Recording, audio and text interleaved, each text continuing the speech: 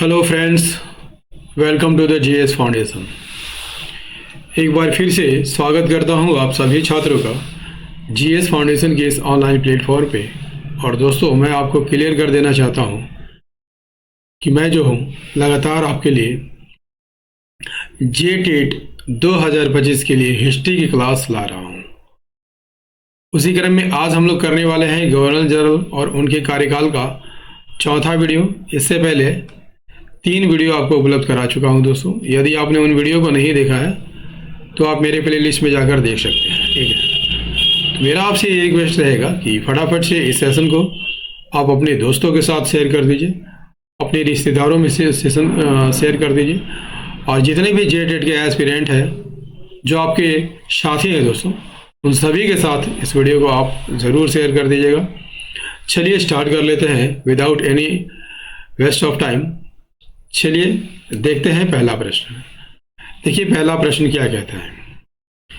पहला प्रश्न आपके स्क्रीन पर है दोस्तों। कहता है कि क्रांतिकारी खुदीराम बोस को फांसी दिए जाने के समय किस वायसराय का शासन था। ठीक है, आपके ऑप्शन है Lord Dufferin, Lord Lansdowne, Lord Mountbatten या लॉर्ड मिंटो द्वितीय।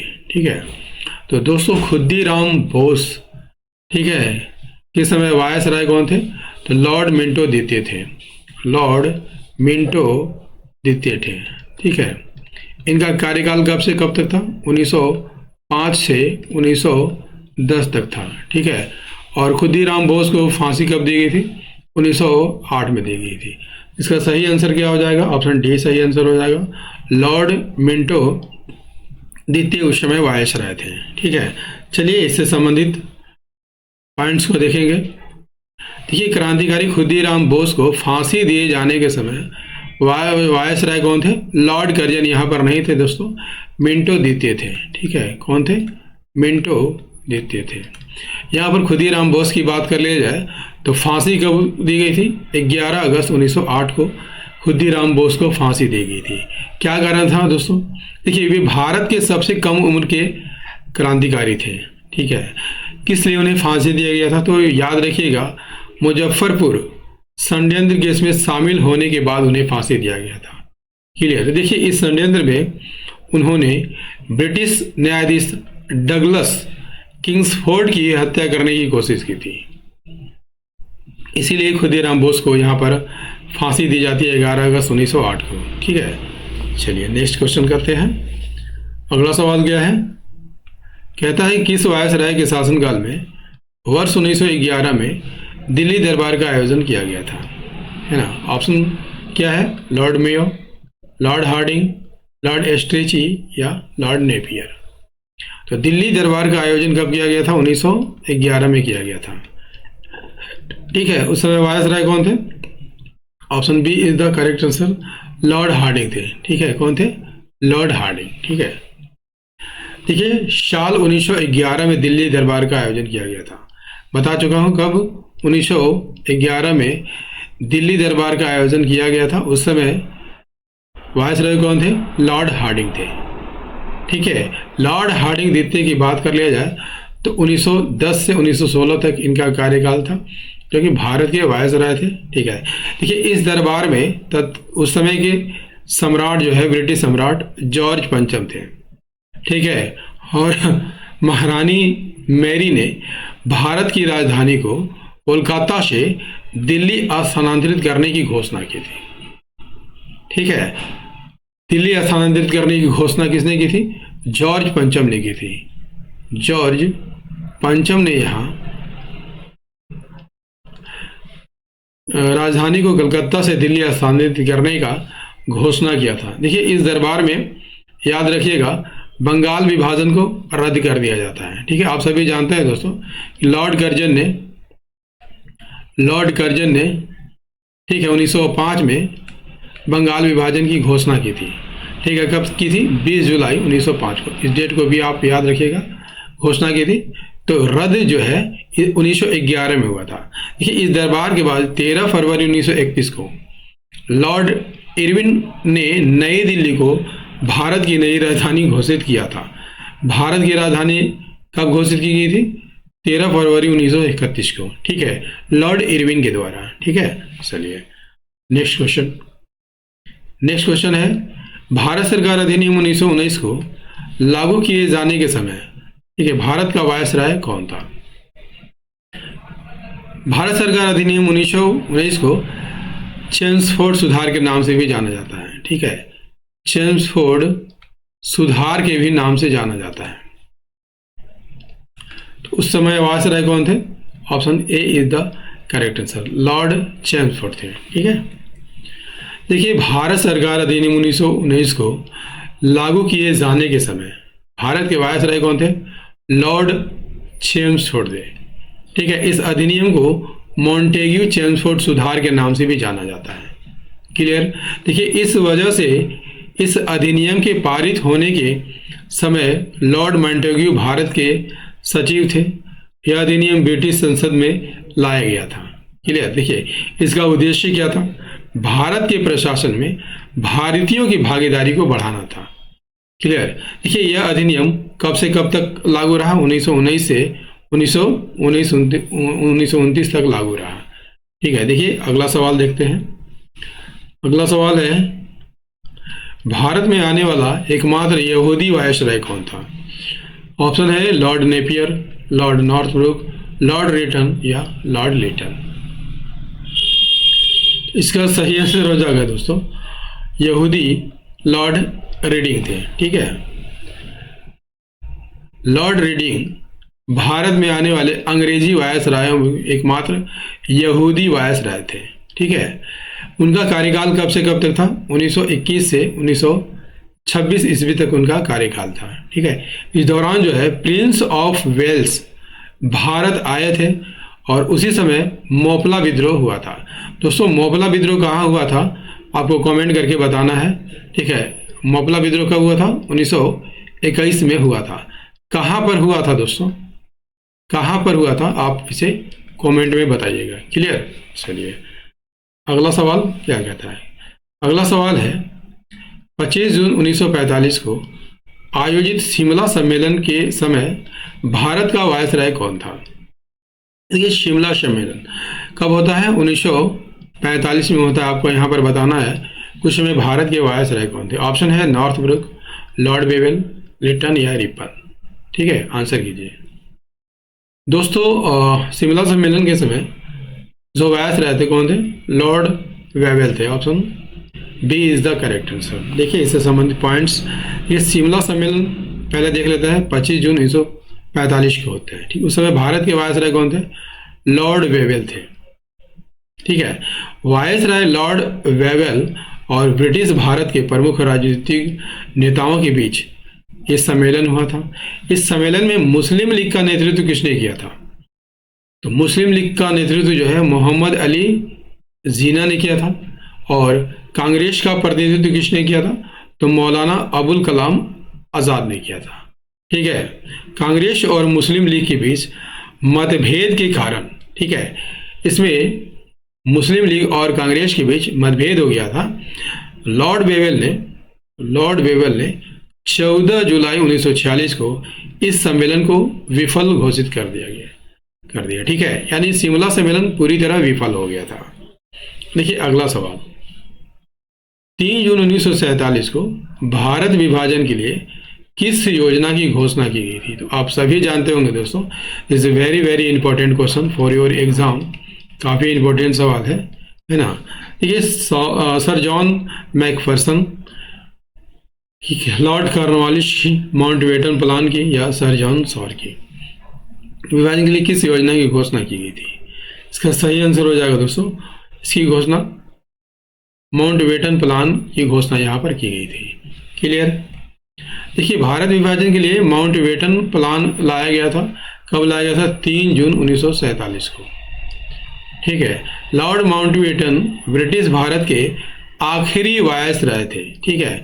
ब्रिटिश भारत के आखिरी वायसराय थे और आज़ाद भारत के पहले गवर्नर जनरल थे, ठीक है। क्लियर हो गया ना। माउंटबेटन प्लान के तहत ब्रिटिश भारत को कितने भागों में बांटना था? 2 नए देशों में बांटना था, भारत और पाकिस्तान आप सभी जानते हैं दोस्तों। देखिए रियासत भी थे, आप सभी जानते हैं कि कितने देसी रियासत थे, 562 देसी रियासतें थे। तो इन्हें दो नए देशों में किसी एक में शामिल होने या आज़ाद रहने का विकल्प दिया गया था। ये सब आप जानते होंगे दोस्तों, क्योंकि 562 में से अधिकांश को सरदार वल्लभ भाई पटेल ने भारत में मिला लिया था। मात्र 3 ऐसे देशी रियासत थे जिनको ये नहीं मिलाए थे, फिर बाद में मिले थे। ठीक है, देखिए इस योजना की घोषणा के बाद 14 अगस्त 1947 को पाकिस्तान का और 15 अगस्त 1947 को भारत का गठन हुआ था। क्लियर। नेक्स्ट क्वेश्चन क्या कहता है? और दोस्तों सेशन कैसा लग रहा है कमेंट करके जरूर बताइएगा। आपके कमेंट का हमेशा इंतजार रहता है दोस्तों, क्योंकि आपकी कमेंट ही है जो हमें मोटिवेशन देते हैं और वीडियो को बनाने के लिए। तो आप प्यारा सा कमेंट जरूर कीजिएगा। स्वतंत्र भारत के प्रथम तथा अंतिम भारतीय गवर्नर जनरल कौन थे? देखिए स्वतंत्र भारत की बात हो रही है दोस्तों, ठीक है। तो स्वतंत्र भारत के पहले गवर्नर कौन थे? लॉर्ड माउंटबेटन थे। कौन थे? लॉर्ड माउंटबेटन थे। माउंटबेटन, ठीक है। लेकिन वे भारतीय नहीं थे। यहाँ पूछा जा रहा है कि अंतिम भारतीय गवर्नर जो कौन थे, तो कौन थे? चक्रवर्ती राजगोपालाचारी थे। Option C is the correct answer. देखिए स्वतंत्र भारत के पहले और आखिरी भारतीय गवर्नर जनरल कौन थे? चक्रवर्ती राजगोपालाचारी थे। ठीक है, उनका कार्यकाल कब से कब तक था? 21 जून 1948 से 26 जनवरी 1950 तक उनका कार्यकाल था। क्लियर। देखिए राजगोपालाचारी को यदि आपसे पूछ लिया जाए किस नाम से जाना जाता था, तो इन्हें राजा जी के नाम से जाना जाता था। ठीक है, चलिए अगला सवाल करते हैं, है ना। अगला सवाल, कोलकाता में एशियाटिक सोसाइटी की स्थापना के समय बंगाल का गवर्नर जनरल कौन था? ठीक है, एशियाटिक सोसाइटी की स्थापना कब हुई थी दोस्तों? 1784 में हुई थी। और इसकी स्थापना किसने की थी? विलियम जोन्स ने की थी। किसने की थी? विलियम जोन्स ने की थी। और उस समय बंगाल के गवर्नर जनरल कौन थे? वारेन हेस्टिंग्स थे। कौन थे दोस्तों? वारेन हेस्टिंग्स थे। ठीक है, इसका सही आंसर हो जाएगा दोस्तों option A is the correct answer, that is Warren Hastings. देखिए कलकत्ता में the Asiatic society of Bengal की स्थापना की गई थी। कब की गई थी? 15 जनवरी 1784 को। ठीक है, किसके द्वारा? तो इसकी स्थापना सर विलियम जोन्स ने की थी। सोसाइटी का मकसद क्या था दोस्तों? वेस्टर्न एजुकेशन को बढ़ावा देना, प्राच्य अध्ययन को बढ़ावा देना इसका उद्देश्य था। ठीक है, इसकी स्थापना के समय बंगाल के गवर्नर जनरल बता चुका हूँ, लॉर्ड वारेन हेस्टिंग्स है। देखिए विलियम जोन्स ने अपनी मृत्यु तक, ठीक है, यानी आजीवन इस सोसाइटी के अध्यक्ष के तौर पर काम किया था। क्लियर। भारतीयों को पहली बार 1829 में इसके सदस्य के रूप में चुना गया था। यानी भारतीयों को कब? 1829 में इसका सदस्य बनाया गया। क्लियर। चलिए बढ़ते हैं अगले सवाल की ओर। देखिए काफी इंपॉर्टेंट सवाल आ गया। सहायक संधि को किसके काल में क्रियान्वित किया गया था? Lord Dufferin, Lord Lansdowne, Lord Elgin, Lord Wellesley. Answer कीजिए। तो सहायक संधि का जन्मदाता कौन था दोस्तों? लॉर्ड वेल्जली था। कौन था? लॉर्ड वेल्जली था। Option d is the correct answer, Lord Wellesley. देखिए लॉर्ड वेल्जली का कार्यकाल कब से कब तक था? 1798 से 1805। लॉर्ड वेल्जली ने भारत में अंग्रेजी राज्य के विस्तार के लिए सहायक संधि का प्रयोग किया था। क्लियर। देखिए लॉर्ड वेल्जली की सहायक संधि को स्वीकार करने वाला प्रथम भारतीय शासक कौन था? तो हैदराबाद का निजाम था। ठीक है, हैदराबाद के निजाम ने पहले सहायक संधि पर हस्ताक्षर किया था। देखिए निजाम ने 1798 में लॉर्ड वेल्जली की सहायक संधि को स्वीकारा। कब? 1798 में। क्लियर। देखिए अवध के नवाब ने नवंबर 1801 में इस संधि को स्वीकार किया था। पेशवा बाजीराव द्वितीय ने दिसंबर 1801 में। देखिए मैसूर और तंजौर ने 1799 में, बरार के भोंसले ने दिसंबर 1803 में, और ग्वालियर और सिंधिया ने फरवरी 1804 में सहायक संधि को स्वीकार किया था। देखिए इसके अतिरिक्त देखिए जोधपुर, जयपुर, मछेड़ी, बूंदी, भरतपुर के भारतीय नरेशों ने भी सहायक संधि स्वीकार किया था यहाँ पर। क्लियर। चलिए बढ़ते हैं अगले सवाल की ओर। और दोस्तों सेशन कैसा लग रहा है कमेंट करके जरूर बताइएगा, है ना। देखिए ठागो का उन्मूलन किसके नेतृत्व में हुआ था? Captain Hawkins, sir John Shore, William Bentinck, इनमें से कोई नहीं। तो ठगी का उन्मूलन सर विलियम वेंटिक के नेतृत्व में किया गया था। Option C is the correct answer. देखिए ठगों का उन्मूलन भारत के पहले governor general Lord William Bentinck के नेतृत्व में हुआ था। ठीक है, किसकी मदद से? तो ये याद कर लीजिएगा, विलियम हेनरी स्ली मैन की मदद से विलियम वेंटिक ने भारत में ठगों का उन्मूलन किया था। दोस्तों ठग कौन थे? देखिए मध्य और उत्तरी भारत में लुटेरे का एक समूह था। ठीक है, ठग व्यापारियों, यात्रियों, तीर्थ यात्रियों को उनकी कीमती सामानों के लिए मार भी डाला करते थे। ठीक है, ठगों का दमन का अभियान कब शुरू हुआ? 1830 में शुरू हुआ और यह 5 साल में पूरा हो गया। ठीक है, यानी कि 1835 तक इसे पूरा कर लिया गया था। क्लियर। चलिए अगला सवाल क्या कहता है? जेम्स एंथ्रूज रैमजे भारत के किस गवर्नर जनरल का वास्तविक नाम था? आंसर कीजिए। लॉर्ड डलहौजी का, लॉर्ड कर्जन का, लॉर्ड मिंटो का या लॉर्ड हार्डिंग का? तो इसका सही आंसर हो जाएगा दोस्तों जेम्स एंथ्रूज रैमजे, लॉर्ड डलहौजी का नाम था। क्लियर है।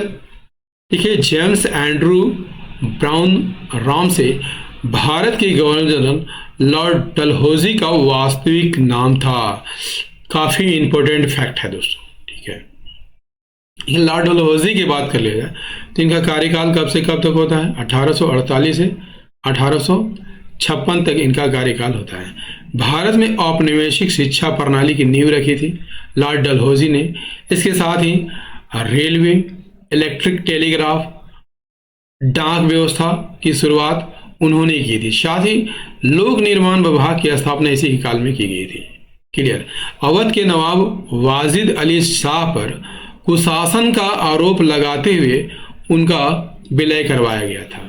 ठीक है, देखिए इसके बाद सतारा, ठीक है, नहीं सतारा पहले 1838 में, ठीक है, 1848 में सतारा को मिलाया गया था।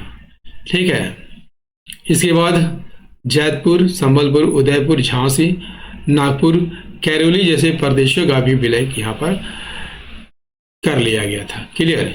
चलिए अगला सवाल। अगला सवाल क्या कहता है? अफगानिस्तान के प्रति एक जोश भरी अग्र यानी फॉरवर्ड की नीति का अनुसरण करने वाला गवर्नर जनरल कौन था? Lord Reading, Lord Irwin, Lord Lytton या इनमें से कोई नहीं? इसका सही आंसर हो जाएगा दोस्तों option C is the correct answer, Lord Lytton. ठीक है, Lord Liton.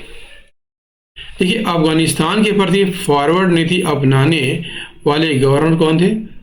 Governor general Lord Liton थे। क्लियर। देखिए लॉर्ड लिटन का पूरा नाम क्या था? एडवर्ड रॉबर्ट वुल्वर लिटन था। ठीक है, और इनका कार्यकाल कब से कब तक था? 1876 से 1880 तक इनका कार्यकाल था। लॉर्ड लिटन ने अफगानिस्तान और मध्य एशिया में ब्रिटिश प्रभाव बढ़ाने की कोशिश यहाँ पर की।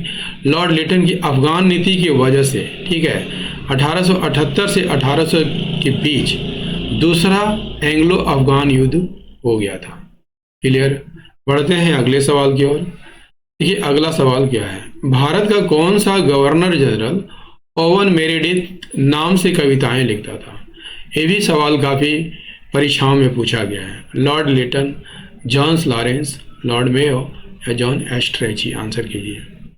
तो कौन सा गवर्नर जनरल ओवन मेरेडिथ के नाम से कविताएं लिखता था? इसका सही आंसर हो जाएगा ऑप्शन ए, लॉर्ड लिटन। ठीक है, देखिए लॉर्ड लिटन ने ओवन मेरेडिथ के नाम से कविताएं लिखा करते थे। ठीक है, देखिए एक अंग्रेजी राजनेता और कवि रॉबर्ट वुल्वर लिटन ने 1876 से 1880 के बीच भारत के वायसराय के रूप में कार्य किया था। देखिए इनकी कुछ रचनाएं हैं दोस्तों, ठीक है, इसे आप देख लीजिएगा। क्लियर है। नेक्स्ट क्वेश्चन कर लेते हैं। भारतीय पुरातत्व सर्वेक्षण की स्थापना किसके काल में हुई थी? Lord reading, Lord Irwin, Lord Curzon या लॉर्ड वेबर? दोस्तों भारतीय पुरातत्व सर्वेक्षण विभाग की स्थापना लॉर्ड कैनिंग के कार्यकाल में हुई थी। लॉर्ड कैनिंग के कार्यकाल में हुई थी, ठीक है। कब हुई थी? 1861 में, ठीक है। इसके संस्थापक तो कौन थे? अलेक्जेंडर कनिंघम थे। अलेक्जेंडर कनिंघम थे, ठीक है। क्लियर। देखिए भारतीय पुरातत्व सर्वेक्षण यानी कि ASI की स्थापना के समय लॉर्ड वायसराय कौन थे? लॉर्ड कैनिंग थे। इसकी स्थापना कब हुई थी? 1861 में। अलेक्जेंडर कनिंघम को ASI का पहला महानिदेशक नियुक्त किया गया था। क्लियर। अगला सवाल क्या कहता है? ब्रिटिश भारत की राजधानी का कोलकाता से दिल्ली स्थानांतरण किसके काल में क्रियान्वित हो गया था? ठीक है। लॉर्ड रीडिंग के कार्यकाल में, लॉर्ड इरविन के कार्यकाल में, लॉर्ड वेलिंगटन के कार्यकाल में या लॉर्ड हार्डिंग के कार्यकाल में? ठीक है। तो राजधानी परिवर्तन कब हुआ था दोस्तों? 1911 में हुआ था, ठीक है। उस समय कौन थे वायसराय? लॉर्ड हार्डिंग थे। देखिए ब्रिटिश भारत की राजधानी पहले कहाँ पर थी? कोलकाता थी, बाद में ये दिल्ली हो गई, ठीक है। स्थानांतरण किसके काल में हुआ था? लॉर्ड हार्डिंग द्वितीय के कार्यकाल में हुआ था। लॉर्ड हार्डिंग द्वितीय कब से कब तक वायसराय रहे थे? 1910 से 1916 तक ये वायसराय रहे थे। इस दौरान 1911 में दिल्ली दरबार में किंग जॉर्ज पंचम ने, ठीक है, किसने? किंग जॉर्ज पंचम ने राजधानी कोलकाता से दिल्ली स्थानांतरित करने का ऐलान किया था। क्लियर। देखिए लॉर्ड हार्डिंग के बाद, ठीक है, लॉर्ड इरविन वायसराय बने थे, बता चुका हूँ। और 13 फरवरी 1931 को उन्होंने आधिकारिक तौर पर दिल्ली का उद्घाटन भी यहाँ पर कर दिया। दोस्तों गवर्नर जनरल एवं उनके कार्यकाल का ये चौथा वीडियो था, ठीक है। आपको कैसा लगा कमेंट करके ज़रूर बताइएगा। और यदि सेशन पसंद आया हो दोस्तों तो इसे लाइक कर दीजिएगा। अपने दोस्तों के साथ, अपने रिश्तेदारों के साथ, जितने भी एस्पिरेंट हैं जो जेट टेट की तैयारी कर रहे हैं उन सभी के साथ इस वीडियो को शेयर कर दीजिएगा। और मिलते हैं अगले सेशन में, तब तक के लिए जय हिंद, धन्यवाद।